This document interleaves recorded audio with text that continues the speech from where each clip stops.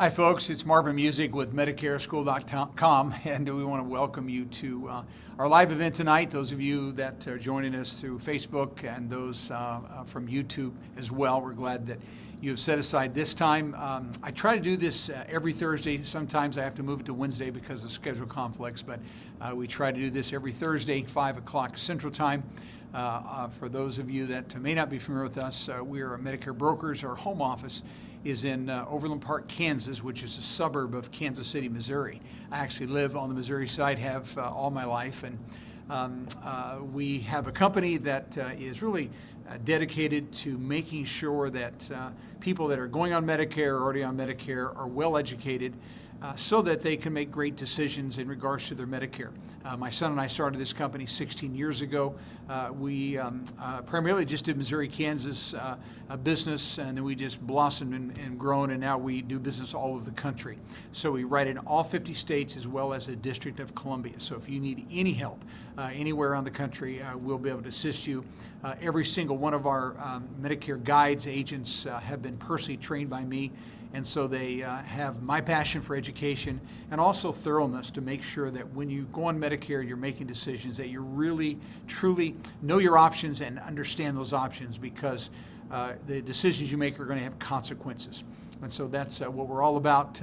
And so we'd love to help you. Of course, we do this. We have a YouTube channel, of course, with well over 400 videos that are available to you to be able to look really at all the details that you would desire to about Medicare. So hopefully you can avail yourself of that, as well as our Facebook group. If you haven't joined Facebook, we'd love to have you be a part of that. I think we have about 50,000 people there, and you'll learn a lot from them. And then every Monday night, I do a session with our Facebook group, and we take topics and just teach for about 20 or 30 minutes. And so we'd love to have you be a part of that. Subscribe, follow, and just be a part of this group that really wants to know Medicare well. All right, so let's talk about what we're going to do tonight. I have a topic that we're going to discuss, Supplemental Plan F versus G, and the importance of making sure that you're on the right plan. So I'm going to talk about that for maybe 5 to maybe 10 minutes max, and then I'm going to start taking your questions. And so it is fine for you, even while I'm doing this brief presentation on F versus G,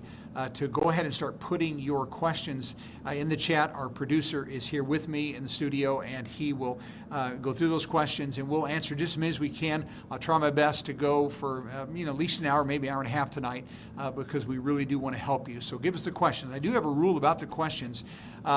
Be as clear as possible. Sometimes we get questions and we can't really figure out what you're asking. And so if I can't figure it out, there's no way I can help you. So I appreciate people's desire to be brief, but don't be so brief where I can't understand your question. So do that for me. And then also, we'd love to know where you're tuning in from around the country. So the city and state you're from, and if you're a client of ours or not, that'd be great to know. But we'd love to see where you're from. And really, our desire tonight is to help you. So please start giving us the questions and let me address this particular topic. And that is our issue with supplemental plans F versus G. Now, just a little bit of history. Original Medicare has had supplemental plans ever since it began. Of course, Medicare became law in 1965. And Medicare supplemental plans were a part of that. I think the very first plan started in 1966 when Medicare was finally implemented. And so it's been a long time. In fact, I met somebody that actually was in the Medicare business in 1966 and wrote supplemental plans. So I was 5 years old at that time. But he was in the business. And so supplemental plans have certainly changed through the years. The concept is still the same, but they're different letters and all that kind of thing. But today, we presently have actually 10 different Medicare supplemental options. And all those options are represented by a letter. And the government comes up with this lettering system. But if they give us a letter, and that describes a certain kind of coverage. And so these different letters represent different Medigap policies that provide different coverage. And there are 10 of them right now. And all these are supplemental plans. Don't confuse them with original Medicare. These are supplemental plans, Medigap policies A, B, C, D, F, G, K, L, M, and N. A, B, C, D, F, G, K, L, M, and N.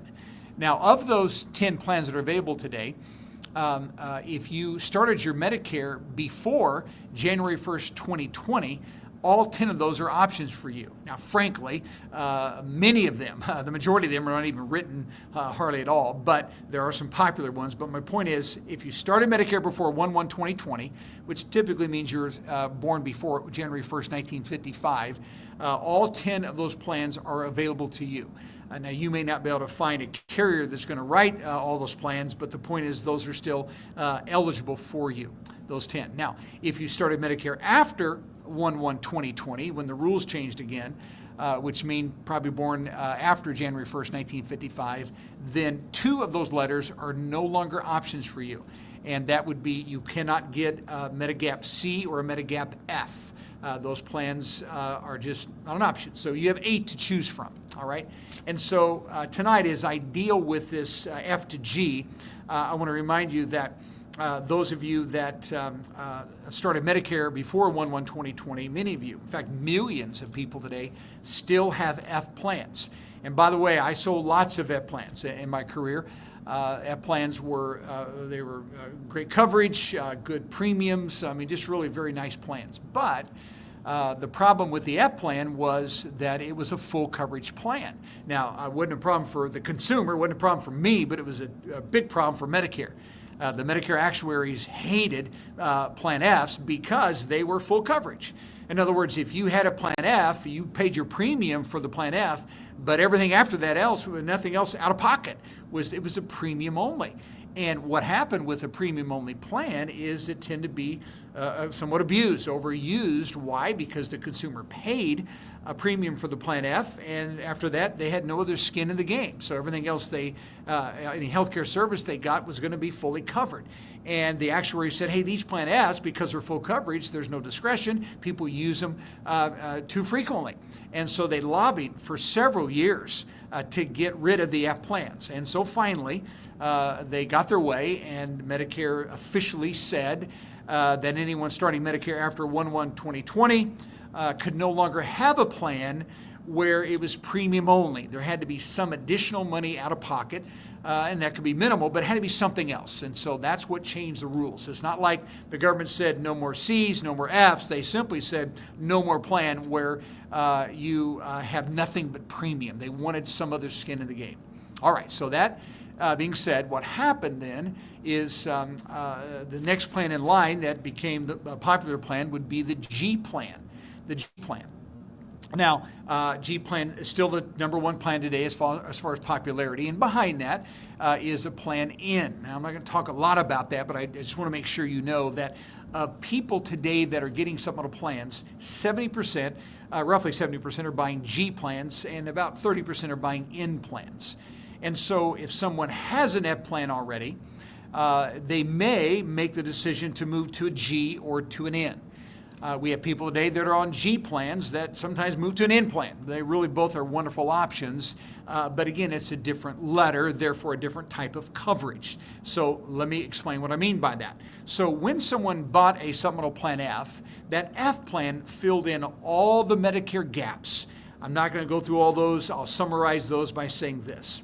Medicare Part A, which is the hospital inpatient skilled nursing side of Medicare, has 3 gaps. It has a deductible and has copays for extended hospital stays and copays for extended skilled nursing stays. 3 gaps on the A side. On the B side of Medicare, which is basically all your outpatient plus all doctor services, durable medical equipment, home health care, those things, on the B side, it too has 3 gaps. It has a deductible, it has 20% coinsurance, and what is called excess charges, which is when a doctor adds to the bill, 15%. Those were the gaps on the B. So we have 3 gaps on the A, we have 3 gaps on the B. So when someone purchased a Medigap F plan, it was full coverage. So as long as you went to a Medicare provider and you're getting a service that is covered by Medicare, you would never get a bill because that F plan filled in all the gaps on the A and all the gaps on the B. It truly covered 6 of 6 gaps. All right, so today, again, you start Medicare after 1/1/2020, you can't get an F plan, you get a G plan or an N, and the G plan covers 5 of the 6 Medicare gaps. All the gaps are covered on the A side, and on the B side, it will cover the coinsurance, 20%. It covers excess, but it doesn't cover the Medicare B deductible. That's the one gap that's not covered by the G plan that was covered by the F plan. That's the Medicare B deductible. It's an annual deductible. You meet it once a year. This year, that B deductible is $257. So if someone were to make the decision to move from an F to a G, they almost have the same coverage, but one item. They're going to have to pay the first $257 a year for anything that's coming through the B side of Medicare. Again, outpatient services, labs, MRIs, CAT scans, all the doctor services you receive, in or outpatient, durable medical equipment. Sorry about that. I've turned my phone off. And then it's going to cover home health care as well. And so the point is we're responsible for the first $257 that is billed through Medicare Part B. And once we've met that B deductible for the year, we're done. Now we have a full coverage plan. So very, very close. Now, just because I mentioned the N plan, again, a popular plan, it covers 4 of the Medicare 6 gaps. It covers everything on the A side, all 3, but on the B side, it will not cover the B deductible, and it will not cover excess charges if and when those occur. Pretty rare when it happens, but if it does, N's not going to cover it. N will cover, though, the full 20% coinsurance. And then N also has a couple copays. Go to the doctor, specialist costs you $20. Go to the emergency room, costs you $50. So with the N plan, we're going to have a couple of copays and excess. And so the difference, of course, you take on a little bit more risk with the N. Honestly, not a whole lot, but a little bit more. But you're going to save probably $30 or $40 a month. And so that's what's made the N plan popular as well. So my point is people on Medicare today primarily are going with G and N. So if someone's on an F plan and they want to move to a G or N, they do so because right now we're seeing people save on the average about $75 to $100 a month. And frankly, the F to the G is a very easy move because if my B deductible is $257 and I'm going to save, let's just call it $50 a month, you save $600 for the whole year.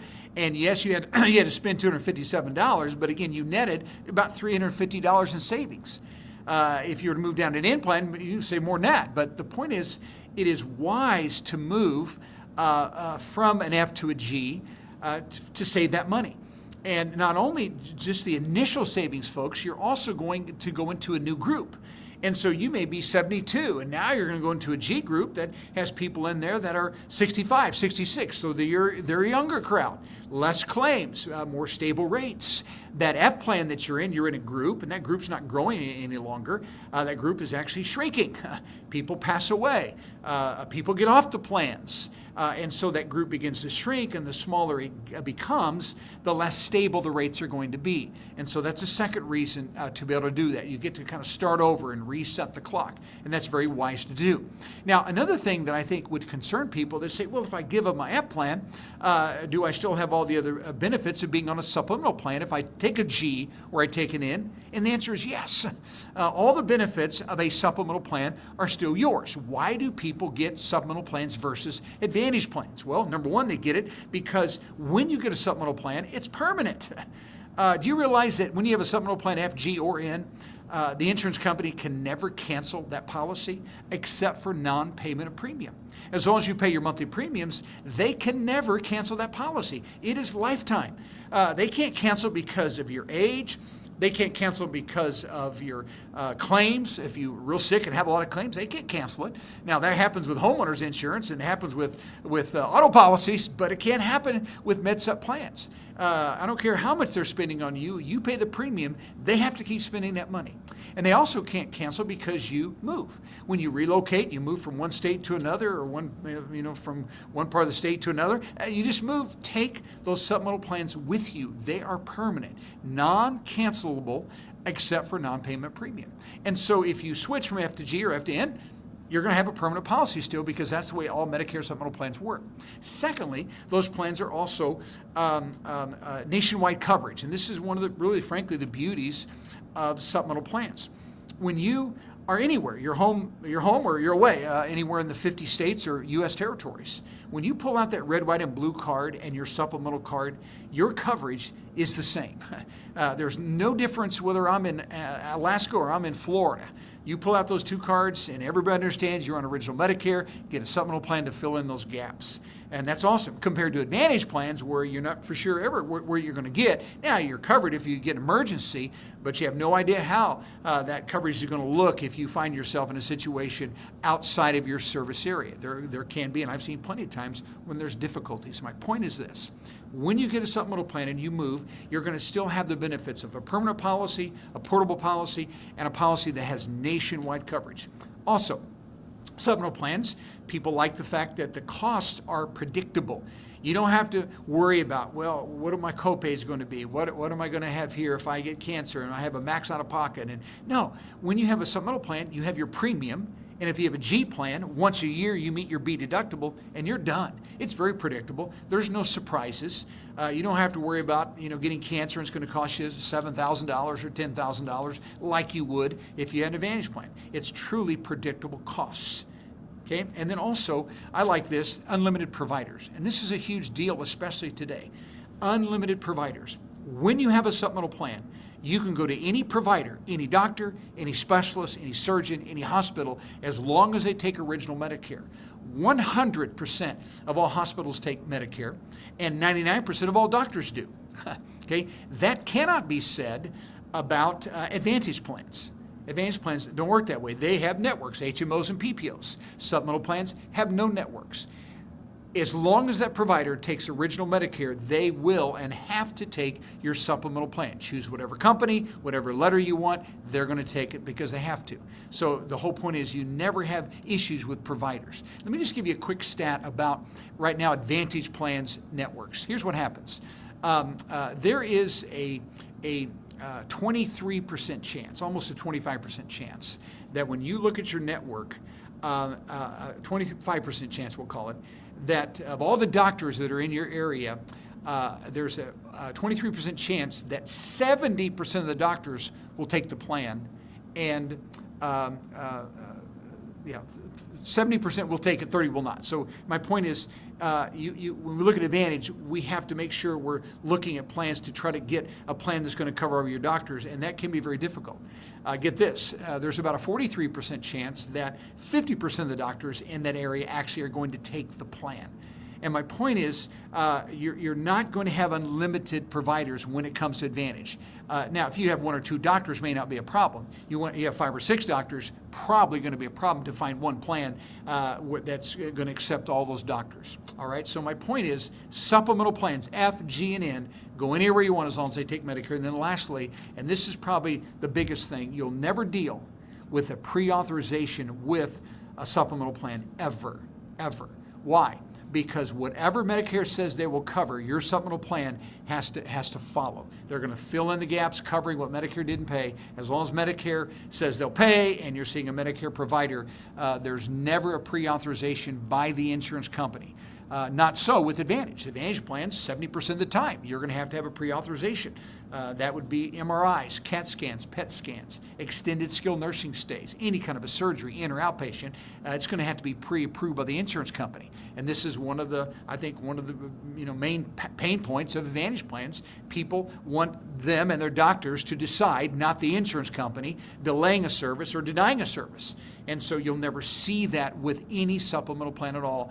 If Medicare says they'll cover it, doctor says you need it, end of story, insurance company can never interfere. All right, so why would we move from F to G or F to N? Why? Because we still have the wonderful benefits of a supplemental plan, but we're going to have a much reduced premium. And that's worth it. It's certainly worth it to me. All right, so I do want to clarify something. In the majority of states, and this would be in 45 of the 50 states plus the District of Columbia, to make a move from an F to a G or to another plan, you are going to have to go through medical underwriting. Now, listen, you don't have to be ready to run a marathon. You don't have to be in perfect health to go through medical underwriting, but we are going to have to ask you a series of questions. And so those health questions along with the medications you're taking. That information is given to an insurance company. That's called underwriting. There's no physical exams at all. It's just a matter of questions, and they'll check your meds, and they'll make a decision whether they'll accept you or not based upon that medical underwriting. I will tell you this, we're brokers. We write for multiple companies, and some companies tend to be a little bit more lenient than others. One company may, it's an auto decline if you're an insulin-dependent diabetic. Another one will take it as long as you're not taking too much insulin. And so there's variables. Some companies won't take AFib, others will, as long as the medications are stable. So the point is, that's part of being a broker. We try to find a company that we feel will take you with your specific medical conditions as well as the medications that you take. That's really our job. And so the point is, we're trying to get you to be able to make that switch, but many times, of course, we're going to have to go through the underwriting process. And our agents will know exactly as they talk with you about what's acceptable and what's not. And so keep this in mind too. If you make an application and you don't get approved, there's no harm done. It does not affect your present coverage. In fact, the company that you are with would never even know you tried to get a new policy. If you get approved, then we set it up so it's canceled at the right time. You're not paying double payments, and we just move from one company to another. We save money. We start in a younger group, which I think long-term is going to be stable. So we just kind of reset the clock, and it's wise to do that. And we'd be delighted to walk you through that process. Again, we're brokers, so we'll give you lots of options, talk about rates, stability, and make those comparisons to see if making a switch is really possible and in your best interest. And we'll be honest with you about that. All right, so that is the F to the G. If you find yourself in that position, I definitely would make that move. If you're on a G and want to move to an N, a lot of people do that as well. Again, you're still going to be on a great supplemental plan. So let us know if we can help you. See the toll-free number there, and we'd be delighted to assist. And frankly, right now, just so you know, our switchboard's still open. So if you need help right now, you can call in. Again, I don't know the schedule of the agents, but I know our switchboard is still open. We're open 7 to 7, Monday to Thursday, and 7 to 6 on Friday, Central Time. And so call us and let us know if we can help. All right, Daniel, I am ready for questions, sir, if you want to start. Here we go. Raymond, should I take Medicare B while I'm still working? I have company insurance now, but it is not a good coverage. My company will keep me even if I sign up for Medicare. Well, number one, Raymond, if the group that you are with, the employer you're with, has 20 employees or more, you don't have to take Medicare B. If someone's still working, covered by a plan where there's 19 employees or less, you have to go on Medicare A and B. But in your situation, if it's 20 or more, you don't have to take B. So that's your first one. Do you have to do it? And no, you don't. But if you do not have a high quality insurance plan at work, then I probably would consider going ahead and going on Medicare B and then get a supplemental plan. And so it just becomes down to finances. I just had this happen recently. I had a gentleman that was working for a large car dealership, and they had insurance, but his premium was $600 a month, and he had a high deductible. So frankly, it was a pretty lousy plan. And so that was a no-brainer. He got off the group plan, said no to that, turned 65, and he went on Medicare A and B and got a supplemental plan. And so your premium may not be $600 a month, but if it's a lousy plan, even if it's not costing you anything and you'd really like to have some quality insurance, then that's when I would go ahead and sign up for B and then get a supplemental plan. Now, those of you that are still working and you do have a good group plan, or you're covered by a spouse's group plan, as long as there's 20 employees or more, you don't have to take Medicare A or B, either one of those. And if you do have a good group plan, I wouldn't take B yet. I just wouldn't. I would just stay on the group plan. Now, I want to give you just a quick word here. Anyone that is going to keep working, I want you to know that it's fine to take A only, but if you are contributing to an HSA called a health savings account, I would not sign up for A only. And you're not going to be penalized. Don't worry about being penalized. I know people say that all the time. It's just not true. And so if you're contributing to an HSA, okay, not flexible spending, not that, but an HSA, health savings account, I wouldn't take A, because once you have Medicare A, you cannot put new money into your HSA. So do nothing. Don't do A, don't do B.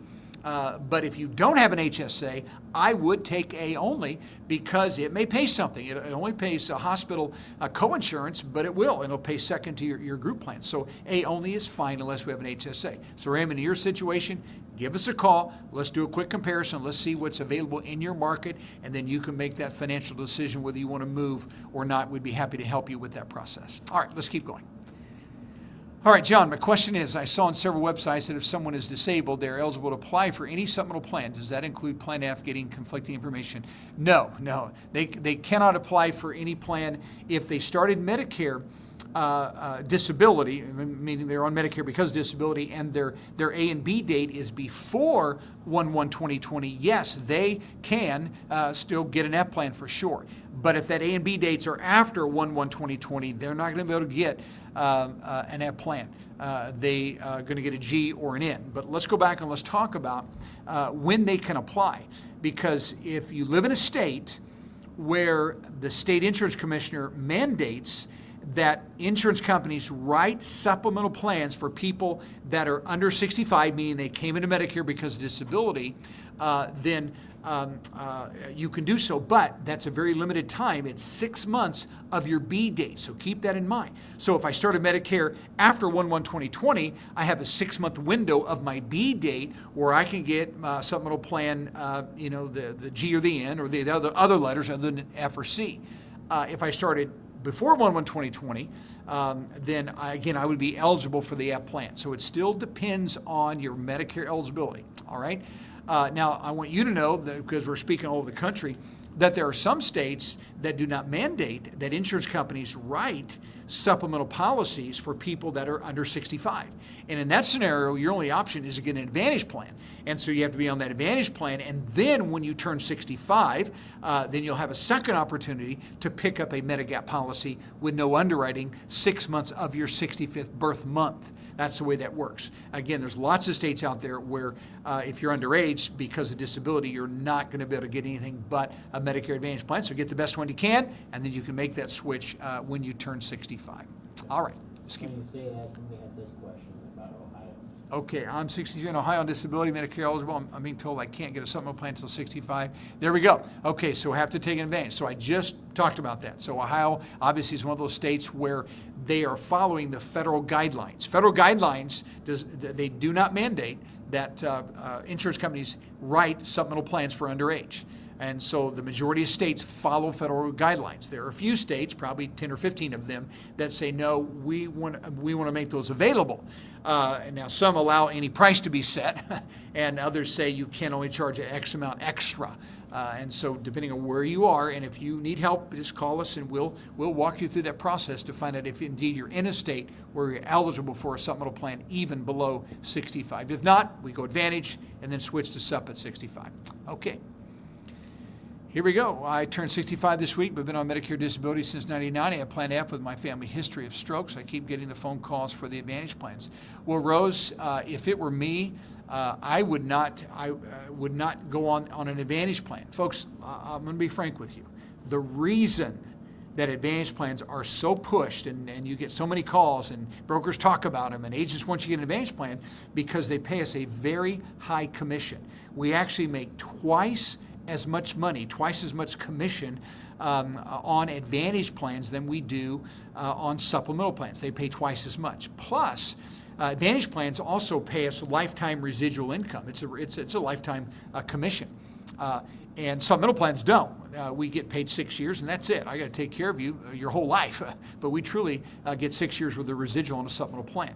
And just so you know, as a general rule, I just want you to know as my audience, we don't make a lot of money off anyone.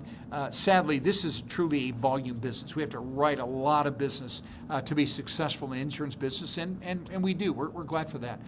But my whole point is that all insurance works through residual. And so with Advantage plans, we get a double the commission up front and lifetime residuals.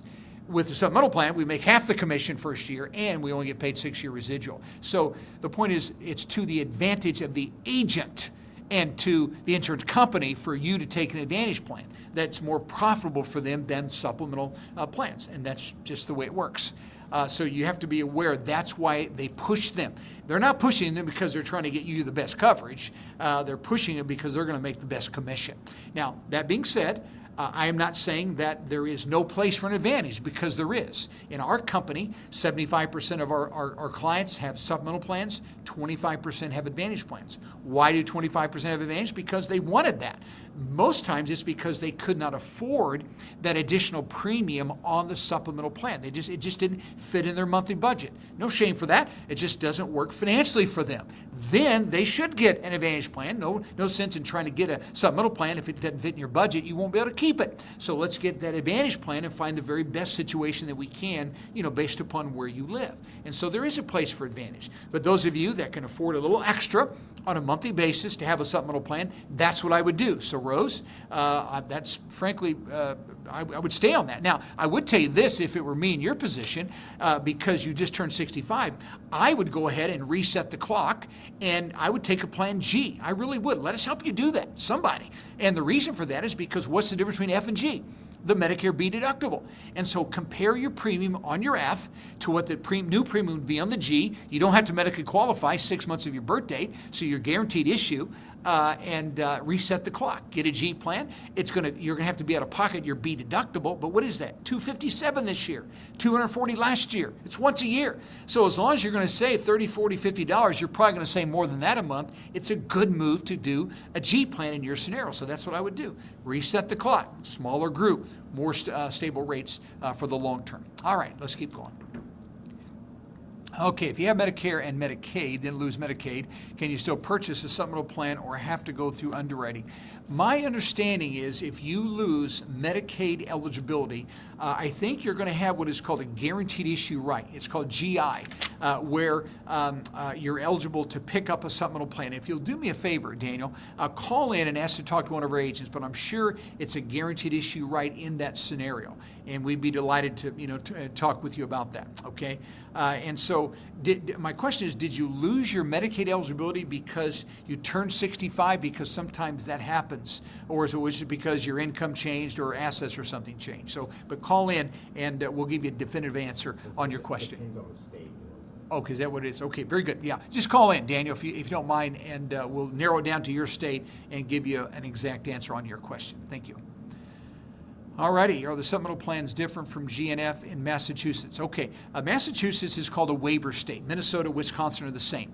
They're waiver states, which means they have their own set of rules for supplemental plans. And even though they call them something different, when we look at plans in Massachusetts, and again, Wisconsin, Minnesota, same way, we can structure a plan to be just like a G or an F plan. In other words, it's the same kind of coverage. They just may call it something different. Those are waiver states, but very equivalent in coverage. And by the way, we were at a lot of business in Massachusetts. Be happy to help you.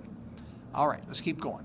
Question, how does Kaiser's Senior Advantage here in Los Angeles compare to Gap Insurance? Well, if you're comfortable with Kaiser, then number one, we don't write for Kaiser because we can't. Kaiser is what we would call a captive company. You actually have to be an agent that works exclusively for Kaiser to be able to write Kaiser plans. So if you're happy with the Kaiser plan, it is an advantage plan. You're happy with the network and all those details, then you can certainly stay on that. My only issue is just compare your Kaiser coverage, the premium, if it's anything, the network options, the details of your out-of-pocket expenses, copays, co-insurance, max out-of-pocket, and see if you're happy with it. And if you are, I would stay there. It's just difficult because we can't compare Advantage to subs. It's not apple-to-apple comparison because those two different insurance systems work differently. But if you're happy with Kaiser and the Advantage, then stay there. If not, you like the advantage of a supplemental plan, no networks, nationwide coverage, don't pay as you go, you just simply pay a premium with a small deductible, then I would switch. All right. All right, Daru, I have Plan N. Can I switch to Plan G anytime? What would be the benefit as I'm quite healthy now at 66 years old? Number one, I think you made a great decision. I think Plan N is fine. In some states, there's a substantial savings between the N and the G. And like in our state, where our office is, Missouri, Kansas, the difference is about $30 or $40 a month. But sometimes it's $75 to $100 a month. And so don't feel like you made a mistake with that N plan. I would keep that. Now, your question about can you switch anytime, the answer is no. Unless you live in New York, Connecticut, Vermont, Maine, Massachusetts, you're going to have to medically qualify to move from a G to an N. Now, there are some states where you can move from a G to an N, called a birthday rule state. There are some of those, but any state from N to G, you have to medically qualify. But Daru, I would stay right where you are. It's really fine. The possibility of excess is very minimal. There are actually 8 states that's not even possible. So I don't think you took on a lot of risk. Now, if you're saying, hey, I want to move to G, no problem, but you are going to have to go through medical underwriting if we're 6 months beyond your B date. So if you're still within 6 months of your B date, then you can make that switch, no underwriting whatsoever. All righty, let's keep going. Is it better for a federal employee to get on FEHB as secondary Medicare payer or a private plan G? Okay, David, I think it is fine to enroll in A and B and have your FEHB as second. I do. I think that's a fine option. The difficulty that I see in your situation about moving to like a private plan G is you actually have to permanently disenroll from your FEHB insurance. You have to fill a form out and you disenroll from it. And I've had lots and lots of people do that. They weren't happy with their FEHB premium and insurance. They got out of the system. But you got to make sure you're comfortable when you do that, because what happens is your premium on your FEHB is coming out of your civil service annuity. And so in order to stop that premium, you have to fill this form out. It goes to OPM and it says, I am canceling my FEHB, and it's a lifetime decision. So if you hate your FEHB coverage, you're not happy with the premium plan, then I would maybe look at a G plan. But if you're really happy with it, then I'd probably stay right where you are. Now, I'm not trying to confuse the topic, but I would tell you that some, not all, but some FEHB people today are actually, what they will do is they will take what's called an MA only plan, a Medicare Advantage only. They get their drugs, prescriptions through FEHB, and then their medical in an outpatient they get through the Medicare Advantage company. And when they do that, they're doing it primarily because they like the perks that come with Advantage plans, and oftentimes Advantage plan will give you a credit back on your Social Security check. And so there's some reasons for that. Those are called MA only plans. And I'm not suggesting you do that. I'm just saying that that is an option for you. Being an FEHB retired federal government, you do have a few more options than what most people have. And if you did decide to do an MA only plan, it's not permanent.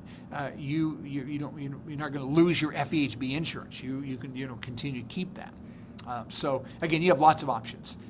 But going to a supplemental plan would require permanent termination of FEHB. So you got to think that through. All right, let's keep going. All right, Mom is 89. She now qualifies for Medicaid. Should I stop her plan in? Any advice? Thank you so much for all that you do. Beth, if your mom has 100% Medicaid, meaning she has no spend down, then I would go ahead and stop that in plan. Now, here's the issue you got to remember. Once you just have Medicare, Medicaid, and Medicaid's going to pay second, then you probably are only going to be able to select from Medicaid providers. And sometimes that can be difficult.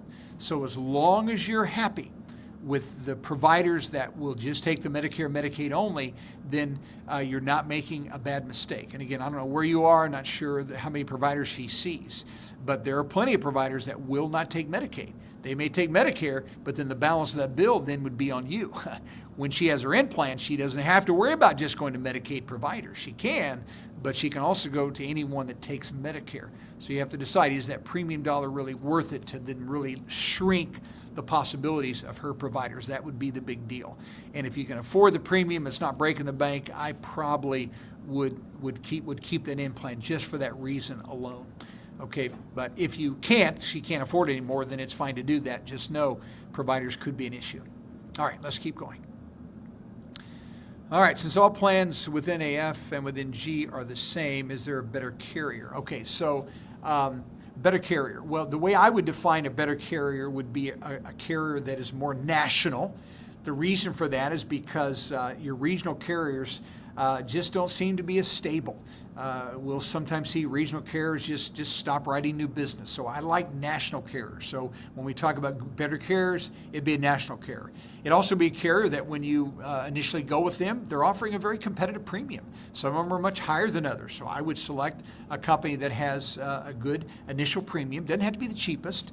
And then secondly, with premium, I'm going to look at a carrier's stability of their rates. How has this company performed in the last 10 years? How often and how drastic have their price increases occurred? So that's really what you're looking at. Do they have a good market share? And the reason that matters, folks, is because when you buy a supplemental plan, you're going into a group. And I would like to have a much larger group. That'd be a national group. Lots of policyholders. Why? Because the more policyholders we have, the more the risk is going to be spread out.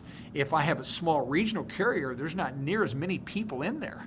Hey, I've had this happen before. We've had people call us and want to do business with us, and they were looking at a regional carrier, and literally where there were like 200, 300 policyholders in that whole area. And we compared that to a national carrier, and they had the multiple thousands in their group. Well, who's going to be the most stable? For sure, the larger carrier. I use kind of a silly illustration, but it's true. When we have a larger carrier, it's like being in an ocean in a cruise ship. I've been on a few cruises, and sometimes you don't even know you're in the ocean. Why? Because you're in such a large boat, and the waves just have very little impact. But if I'm in that ocean, I'm in a canoe, I'm going to feel everything going on. And that's the way it is with smaller carriers, regional carriers that don't have a good market share. You're in a canoe. And now, as long as the ocean is nice and smooth forever, no problem. But some waves start happening in the medical business. I'm talking about claims and heart attacks and knee replacements and strokes, and we start having a bunch of claims in a small carrier. You're going to feel the waves of that by price increases. So that's what we mean by better carrier. Larger market share, larger national company, initial premium, stability of rates. That's what we look at. And our agents will do this for you, folks. We'll do all the shopping for you and make the comparisons to make sure that you find the better carrier. All right, here we go. Eddie Davis from Elko, Nevada. I missed your talk earlier this week on capital gains and how it may or may not affect someone on Medicare. Where can I find a download? Okay, it is available. I did that on our Medicare Monday this past Monday, but this week I worked on a video, a long-form video, and Daniel, maybe the next week and a half, 2 weeks, that'll be posted. Yeah. Okay, so Eddie, Daniel, are our Medicare Mondays, are they available? Yes.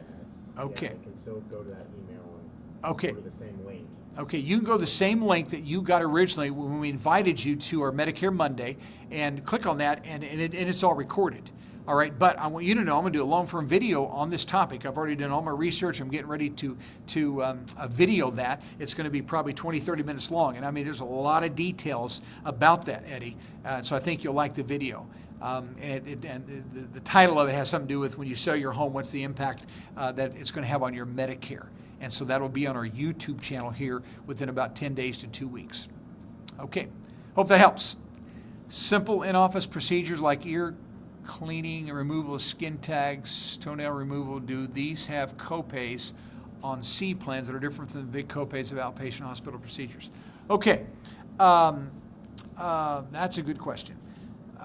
Simple in-office procedures. Okay, so the way that would work, if you were on a C plan, and by the way, folks, when he is saying C plan, he's talking about Medicare Advantage. It's kind of confusing because there is also a C supplemental plan. Remember, that's one of the ones that has been around a while that you can only get if you were started Medicare before 1/1/2020. But he means Advantage plans. And so what happens on those kind of procedures, that is typically considered to be a specialist visit. And I would say you're going to have a copay of in the neighborhood of somewhere between probably $30 to $50 for a simple procedure in an in-office visit with a podiatrist or some doc like that. Now, if it's coded as an outpatient procedure, some kind of a slight surgery, which I don't think these things are, then that would be different. You'd probably have a copay of maybe $250 to $300. But what you've mentioned here, those would be very simple procedures. I don't think it'd be much more than just the regular office copay. That being said, though, it really varies care to care. So what I would do, William, is if you're on an Advantage plan and you want one of these procedures, I would ask that provider, hey, what's this going to be? Is this a simple copay, or is this considered something beyond just an office visit? And they will be able to find out what your out-of-pocket expense would be. Okay, so hopefully that helps. And by the way, if you can do something outpatient, in a clinic or whatever, that's always cheaper than having something done outpatient on the hospital side for sure. All right, here we go. Joan, New Albany, Indiana. Currently, spouse and I have Plan F, which is getting very expensive. We have some health issues where we can't pass underwriting. We'd like to move to Plan G. Are we stuck?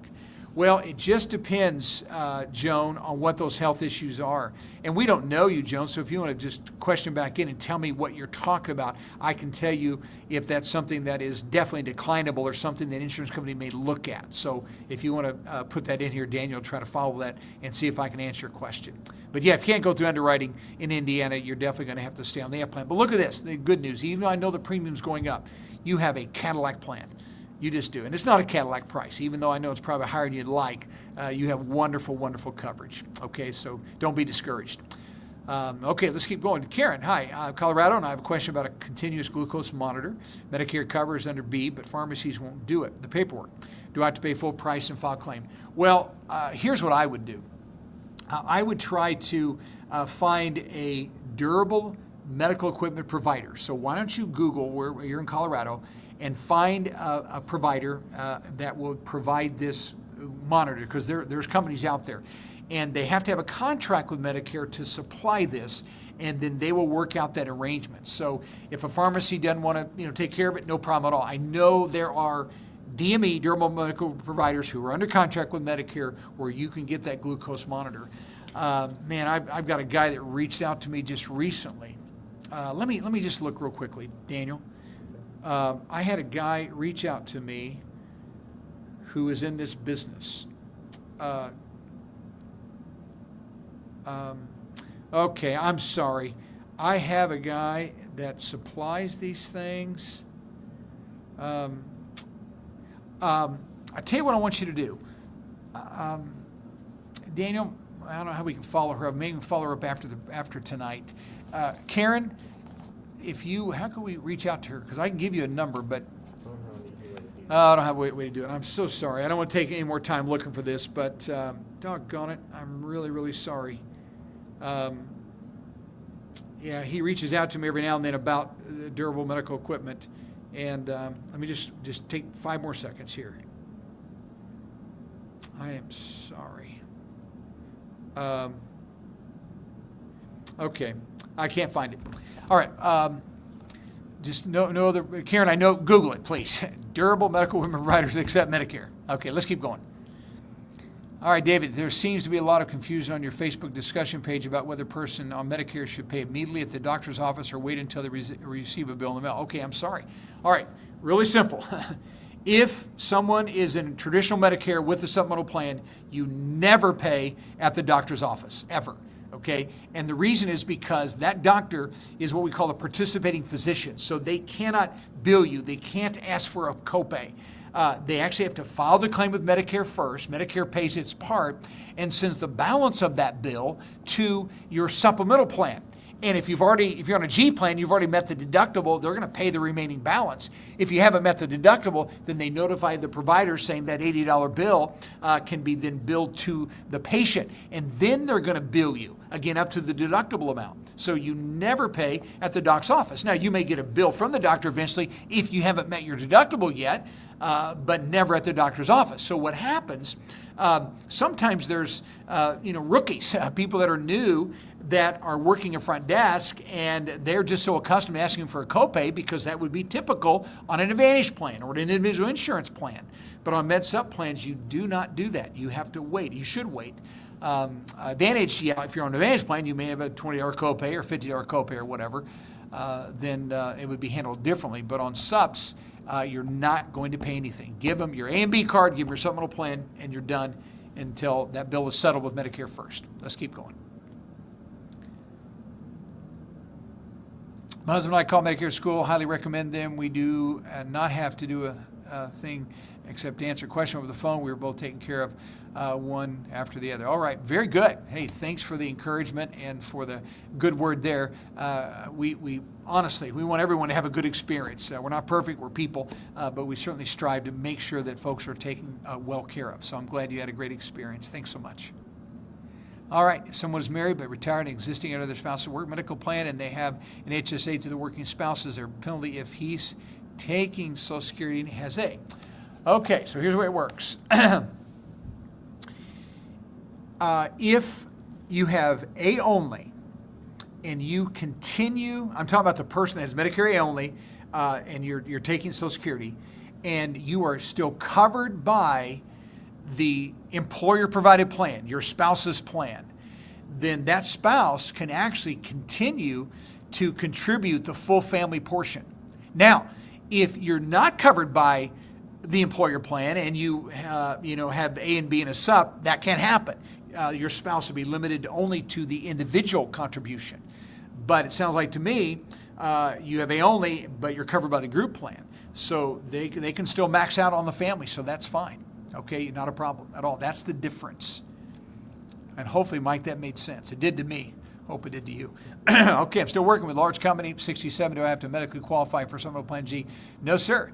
Hey, Dave, across the board, all 50 states, once you start your Medicare B, you're in what we call the Medigap open enrollment period. It lasts 6 months of your B date. So you don't have to do anything. I promise you're not going to lose your eligibility. When you get to retire, let's say it's 68, 69, 70, whatever, you start your B, then what happens is now the clock starts ticking. You have 6 months. Now, frankly, most people are not going to wait to get a supplemental plan until they start B. Usually people contact us about 60, 90 days in advance of the retirement date, so we can make application up to 6 months in advance of your B date. But once your B date starts, that's when you want your Medigap policy to start. And if someone misses that, they're not in a bad position because they still have a full 6 month window after B date where there's no underwriting. Most people do it all at the same time, but you haven't missed your opportunity. I promise you have. You're still setting very, very well. Yeah, I need a little more too. Okay, I'm sorry. My company offers a post-retirement plan called DMBA Alliance that may pay a portion of the company cost. You know what, Dave? There's a lot of different options out there. I'm sorry. I do not know about that particular plan. Most group plans today are Advantage plans, retiree group plans, but maybe they're offering. Find out and say, hey, is this a traditional supplemental plan that you're willing to offset some of my premium, or what is the cost of this? I've seen plenty of retiree Advantage plans that have premiums. Crazy. I wouldn't do that at all for a second. If I'm going to get an Advantage plan, I'm going to get a normal market one where there's no premium. But I just don't know about this particular policy that you're talking about. But call them and find out. If it's an Advantage plan, then you're just like anyone else. You better be happy with the way Advantage plans work. If you're not, I'd get off of it when you retire and get a supplemental plan. All right, if I were to travel as a tourist or partial retirement, is there any plan that will cover me? Turning 65 in June, I'm not working. Okay. All right, so yes, you can buy travel health insurance, and I certainly would. I've got plenty of horror stories of people that didn't, and that's a mistake. So when you travel, you want to get travel health insurance for sure. It doesn't cost a whole lot. It's certainly going to cost, but it's worth it.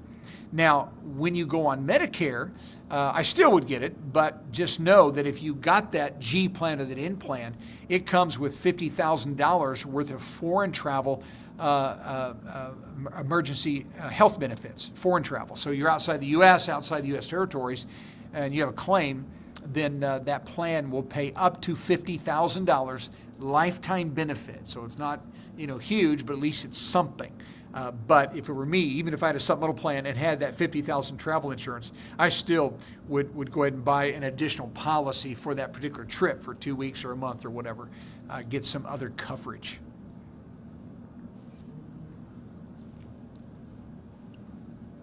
Are you anticipating any change to supplemental plans given the political changes going on that are exerting pressure to switch over to Advantage plan? Well, I think at this point in time, it's a little premature. I don't know. I don't answer your question. I think as we eventually get an HHS secretary confirmed, I think then we're going to see how things are going to look. I will tell you, there's still a large element of people that are in the Senate and the House that still understand the great benefits of supplemental plans, and I think also they want to give people options. And so even if there is this steering towards Advantage plans are not going to get better. Advantage plans are still going to have pre-authorizations. They're still going to have network issues. They're still going to be, not everyone's going to participate. And so even though there may be a leaning of someone in the administration towards that, I don't think subs are going away. I just don't. But the overall effects, we just don't know yet at all. So we have to wait and see. All right, can you speak to double dipping, where FRA is achieved and Social Security retirement applied for, but full employment continues? Any pitfalls? No, not at all. No, I think if you've reached your full retirement age and you want to start taking your Social Security, I like it because, number one, you don't have to worry about earnings tests, so you can make as much money as you want. If you want to start taking, I think that's fine. It really all boils down to longevity. Because if we go to full retirement age, break-even point is normally in the low to mid 80s. So if you have parents that lived into their 90s and you feel like there's some longevity and you're healthy, if you want to delay a little while and let that account grow, remember it grows at 8% a year up until age 70. If you have a spouse that does not have very much Social Security on their own, then sometimes it's best because then the spouse, when you pass away, if the spouse is younger, they're going to get your full benefit. So there's a lot of things that have to go into that decision, okay? But there's nothing wrong with double dipping. I think it's fine. If you want the money and you have to spend it, you can always invest it instead of just having the government have it. But if you do wait, it will grow at 8% a year up until age 70. So sometimes that can be a part of someone's financial plan, especially if you have a younger spouse that has very little Social Security of their own. All right. Okay, turning 65 this month, utilizing VA, but still want a supplemental plan. I might enroll in Parts A and B in April, start my supplemental plan in October. Is that idea correct? Okay, so this month you're going to do, January. So hang on just a second. January, February, March, April, May, June. Okay, what I would do, don't start your supplemental plan in October because you're running the risk of missing your Medigap OEP, that last 6 months of your B date. And so, I see, you're going to enroll in Parts A and then B in April. My bad, I didn't see that. So your A date is going to be backdated to this month, but your B date, okay, there we go, we'll go from April. So April, May, June, July, August, September, you're fine on that. You're fine. As long as that Medigap supplemental policy has been submitted before the end of September, you will have an October 1 start date and there will be no underwriting whatsoever. So I'm sorry, I thought you were saying you're going to start it all in January. You're not. So you have an A date of 1/1/2025, a B date of 4/1/2025, and your G plan can start 10/1. Good plan, no problem whatsoever. And by the way, remember, because you're getting your meds through your VA, you don't have to have a Part D plan. VA is considered credible coverage for Part D. D is in drug. Okay, I'm in New York, and my plan with United Healthcare has increased. Yep, for my spouse, and same for me. I'm a little scared to switch to Plan G. The plan has been great. Think I should take the plunge. Boy, Marion, I would for sure. There's no underwriting in the state of New York. I would look at a G and an N. So you remember the only difference between G and F is the G, you got to meet the B deductible. But boy, if you're going to save $100, $120 a month, you're more than covering that B deductible. Plus, your rates are going to be more stable in that G group than they are in the F group because your F group is shrinking, getting smaller, and that G group can be larger. So I would look at the G and the N, and if you want the most comprehensive next to the F, that would be a G plan. So call us. We write a lot of business in New York and be happy to help you to look through that, okay? Yeah, you're just spending too much money.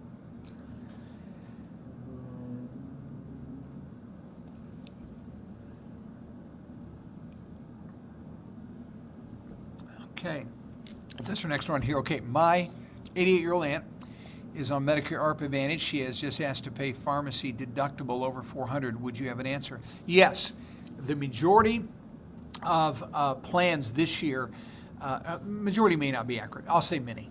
Many of the plans Advantage went to the Medicare D deductible that is $590 or less. Medicare sets the max, so it's $590. So many of the plans have a deductible of $590. So it is not uncommon. Now let me share this with you, Jamie. In every formulary, there will be medications that will be deductible exempt. So if she's on a tier 1, tier 2, which is typically a generic or preferred generic, they normally you just pay a copay, you don't worry about the deductible. But if she's on a tier 3, 4, 5, more of a brand name or higher cost generic, then she's going to have to pay the full cost of that medication, which is applied to the deductible. And that deductible, if it's $400 or $590, then that's just the way it's going to work. Here's the good news, though. Even though she's going to have to meet a deductible this year, the max out of pocket for all Medicare plans, all of them, Advantage or standalone drug plans, is capped out at $2,000. So worst case scenario, she's going to have to spend $2,000 out of pocket. As long as the medication's in formulary, it falls underneath that $2,000 cap, and her deductible is included in that $2,000. Okay? So it is the way it works. All right, my birthday is December 2025, turned 65, plan to start working January 26. How long do I have to get on Medicare with the G without the penalty? Okay, good. So you're going to start working in January, so I'm assuming that you'll probably have your group plan through January. So I'm assuming then you're probably going to have a B date of 2/1/2026. If it's January, what I'm getting ready to share would just be 1 month earlier. So what I would do if I were you is if you know it's going to work exactly like this, I would probably enroll enroll in October, November, and just take A only, okay? And then that way you're in the system, and then what will happen then is you'll submit a form, and by the way, if you work with us, we'll do all this for you. Then in January, you submit a form that is called 40B. It's a CMS 40B. It's a real simple form. And on that form, you'll put your name, Social Security, and your address, and you'll say, please start my Medicare Part B February 1, 2026. So you're in the system. You'll have an A date of 12/1/2025, and you can request a B date of February 1, 2026. Okay, so from that B date, now to answer your question about a G without penalty, we have all of February, March, April, May, June, July. So we have all the way up to July to enroll into a supplemental plan with no underwriting. Okay. Now, here's the thing, though, Dennis. Just remember, during that 6-month window from February all the way through July, you are going to be responsible for any kind of co-pays, co-insurance. You're responsible for all those gaps. And so if you're wanting to take on that risk, then that's fine. I wouldn't do that. I would just go ahead and start my B February 1 and my supplemental plan February 1. But technically, you can put it off because you have that 6-month window. So again, February, March, April, May, June, July. So as long as you submit that July, before the end of July, you'll have an August 1 start date. No penalties, no underwriting whatsoever. Okay. I'm wondering why I would choose standard G over high deductible G. You seldom discuss high deductible G. I'm certain there's a great reason, but I don't know what it is. Well, first off, let's talk about your question, because some people wouldn't even know there is a high deductible G. And so earlier when we talked about the different supplemental plans, we said A, B, C, D, F, G, K, L, M, and N. There's also a high G plan, which is a deductible that's set by Medicare. I think this year it's about $2,900. Forgive me, I may be off a little bit, but it's about $2,900. And if I have a high G, what that means is you will be responsible for everything that the supplemental plan would pay on a regular G. Now you'll have to pay up to that full $2,900. Medicare's still going to pay for sure, but your supplemental plan's not going to kick in. And so the reason some people do this is because the premium is lower on the high deductible G than it is on the standard G, and they want to save that money. Now most don't do that because they want good insurance and they don't want to have to worry about even having to meet that higher deductible. And so that premium savings doesn't matter to them. If it matters to you, sir, it's fine to get a high G if you want. The second negative is this: in order for you to get off the high G and go back to a standard G, if you ever want to do that in the future, you have to medically qualify. Unless you're in New York, Connecticut, Maine, Massachusetts, those states, you're going to have to medically qualify. So if your health changes, now you're going to be on that high G for the rest of your life, meeting that B deductible. Meeting that higher deductible. And so I wouldn't want to be in that position, but it's fine. You know, we're all different. Some people carry high deductibles on their cars and their houses, and they're happy with that, and others don't want to take on that risk. But it could be permanent if your health were to change. And that's the issue that I have with that. You got to meet the deductible first, and got to medically qualify to get off of it. Okay, Paul here. I'll be 65 in March, but I'm employed with a large company. I have an HSA. Anything to be wary of when I switch to Medicare? Yes. Paul, number one, I don't know when you're going to stop working. So let's just say, let's keep it simple. Let's say you work for one more year and you decide to retire in March of 2026. Let's just do that. When you apply for Medicare, from the date you apply, they're going to backdate your A date 6 months. So let's keep it simple. Let's say we're going to start Medicare 3/1 of 2026, and let's say we apply in January of 2026 for this to happen. So from the date you enroll, they're going to backdate your A date 6 months. They're not going to backdate the B date, but they backdate A. So let's back it up. 1, 2, 3, 4, 5, 6. So I said you enrolled in January. 12, 11, 10, 9, 8, 7. So you're going to have an A date of 7/1/2024 in my example. So, 7/1/2025. I'm sorry. So we enroll in January 1, 2026. They backdate 6 months. Now we have an A date of 7/1/2025, which means that if you're maxing out your HSA, you want to make sure that you stop contributions after June, if you're maxing. If you're not maxing, it usually is not a big issue, but you don't want to overfund your HSA. And the way that would happen is if you're maxing out every single month, you want to stop those contributions in June, okay? In fact, I'm really sorry. I know last year, 2024, you could put in as much, a single could put in as much as $430 a month. It was $4,150 for the year, $1,000 catch-up. I haven't memorized yet the number for 2025, but it's going to be thereabouts. And so if you're maxing, stop in June in my example. So that is the issue. Once you enroll in Medicare, they're going to backdate your A date 6 months. They'll go back to 65 or they'll go back 6 months, whatever is the soonest. And no new money should go into your HSA if you're maxing out once A has started. All right, let's keep going. All right, good evening. I have 40 retirement credits, and I saw that age 67 is when I can start applying for my Social Security. I don't have 401k or pension. I worked 10 years. I'm 63 years old. When should I start? Okay. All right, well, actually, I guess you're saying when should you start Medicare? Well, you want to start Medicare at 65. And so what I would do is if you're not going to take Social Security yet, then 90 days before you turn 65, you can enroll into Medicare A and B. And if you're not working, that's what I definitely would do. So the self-enrollment system opens up 90 days prior to your birth month. So that would be at 65. And it is true, your full retirement age is 67. Anyone born in 1960 thereafter has a full retirement age of 67. And so if you don't take Social Security, you will have to self-enroll into Medicare. Anyone that takes Social Security is automatically enrolled into Medicare A and B and receives their card about 100 days prior to their birth month. That's the way the system works. So start at 65 if you don't have a group plan available. All right. Here we go. I have Part A right now. My last day of work will be January 31, but I have 3 months of health insurance through my Our Bank. Okay, when do I apply for Part B? Okay. All right. Well, your hours banked. Here's my question for you, and I've had this happen just a few times in my career.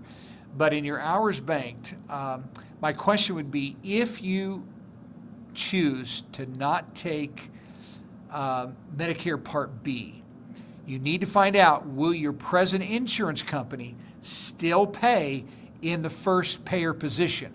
I don't think it will, okay? So find out that. You need to call them, whoever you have your insurance with. Say, hey, I'm done working January 31, so effective 2/1 thereafter. If I had a hospital claim or doctor claim, who's going to pay first? Will it still be the insurance at work? And if they say yes, they'll still pay first, and they put that in writing, then it is fine. Okay, I'm all right with that.